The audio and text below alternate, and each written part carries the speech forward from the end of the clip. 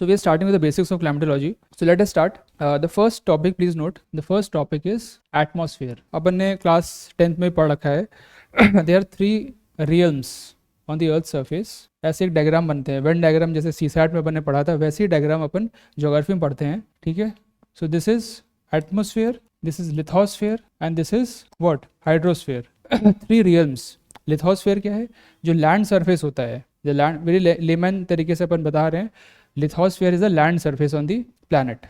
ठीक है. एटमोस्फेयर जो गैसेज होती हैं above the lithosphere and the hydrosphere is the gaseous component. This is the land component. Hydrosphere is the water component. So these are the 3 components on the planet. और जहाँ पे तीनों meet करते हैं, this area, this is called what? Anyone who wants to tell? Biosphere.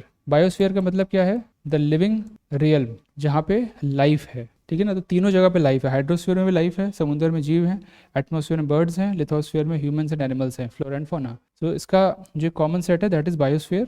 Simply it means the life, the living zone of earth. So we are studying now atmosphere. ठीक है. तो इसमें कुछ इंपॉर्टेंट पॉइंट्स हैं और just understand. अभी जो अपन पढ़ रहे हैं उसमें कॉन्सेप्ट्स की बात करेंगे और जो काम की चीज़ है प्रीलिम्स के लिए उस पर आई मेक एक्स्ट्रा फोकस. उसको आप स्टार मार्क कर लें, डबल स्टार मार्क कर लें. Okay. So that will be important for prelims. Okay. So just right, the atmosphere is like an envelope encircling the earth and that makes life possible. Okay. Then the atmosphere merges imperceptibly with the outer space. मतलब इसका कोई, जैसे this is the earth and this is the atmosphere, तो ऐसा कोई boundary नहीं है कि हार्ड एंड फास्ट बाउंड्री है.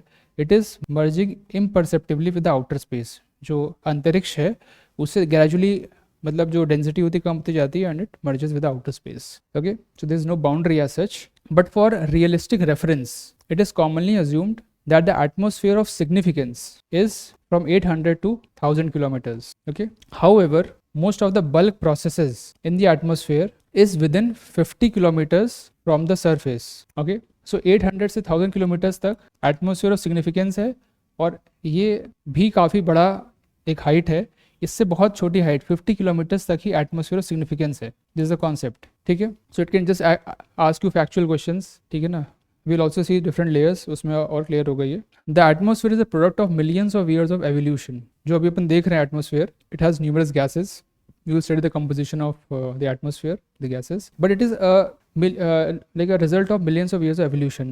जब धरती बनी थी उस टाइम पे it was very in the native stage.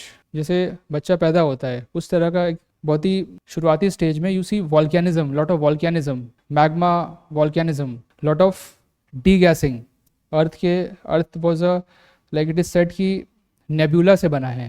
So nebula was cooling, it has had many gases. तो डीगैसिंग हुई, वॉल्केनिज्म हुआ, and that all these things contributed in the evolution of the atmosphere. Okay. So just write, the earliest atmosphere was rich in hydrogen and helium that differentiated from the primordial nebula. ठीक है ना. Basically जो gas थी, जब big bang हुआ था उसमें बहुत सारे gases, particles, they were thrown out in the universe.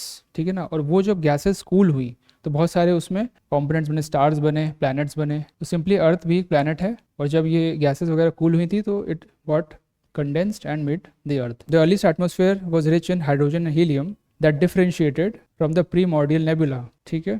The gases that we have today that make up the atmosphere are the product of numerous physical processes like volcanism or degassing that released moisture, carbon dioxide, sulfur oxides into the atmosphere, including the biological processes. जब अर्थ का evolution हुआ तो केवल जो lithosphere था या hydrosphere था उसका एवोल्यूशन नहीं हुआ, जो लाइफ थी वो भी इवॉल्व हो रही थी. Okay. You read about it in geology. जो लाइफ इवॉल्व हो रही थी, फ्लोरा एंड फौना इवॉल्व हो रहा था. तो ये जो फ्लोरा एंड फौना है, रेस्पिरेशन होगा, उसमें फोटोसिंथेसिस होगा. सो this is also contributing in making of the atmosphere. So just right, including the biological processes like photosynthesis and respiration. ठीक है ना. So this is about the evolution of the atmosphere. Now the second part and the most important part in this, the major gases that make up the atmosphere. So let's just write composition of the atmosphere. So it has 3 components majorly. The first are the major gases, which are also the permanent gases. ठीक है. So I think everyone is aware of it. We have read in the schools also. First is the nitrogen and oxygen. Nitrogen is 78% volume of dry air. This is important. Dry air का volume. Oxygen is 21%. carbon dioxide is 0.03%, okay, and then argon, please note down 0.93%. So these are the permanent gases and everything is volume of dry air, ठीक है. Now minor and temporary gases, it is around more than 99.9%, ठीक है ना. तो 99.9% केवल इतना का coverage है, ठीक है. Now light, second temporary or minor gases, okay. So here we write ozone, helium and xenon, ये सब हेलोजेंस है, ठीक है ना. सो जस्ट ओजोन का इंपॉर्टेंट है, जस्ट राइट 0.00004, 4 जीरो हैं और 4 लिखा हुआ है, इतना परसेंट, ठीक है. These are the temporary and minor gases. The third category, this is helium, this is xenon, okay. The third category, these are highly variable constituents. So here like we have water vapour, जो बहुत ही variable होते हैं, water vapour, then dust particles and aerosols. Aerosols are basically pollutants, ठीक है ना. Just write the spelling, aerosols, these are the pollutants. Vehicle से निकलता है, इंडस्ट्री से निकलता है. तो this is, you can write, variable है, देखिए वेरिएबल है. So it is basically something from 0 to 4 or 5% volume of dry air, okay. These are highly variable, okay. So these are the 3 components atmosphere के. इससे बाहर ये factual question या star mark कर लीजिए. They can ask you some factual question, ठीक है. Some order they can give कि भाई ऑर्डर में लगाइए इसको, या कुछ ओजोन के बारे में पूछ लिया, ठीक है.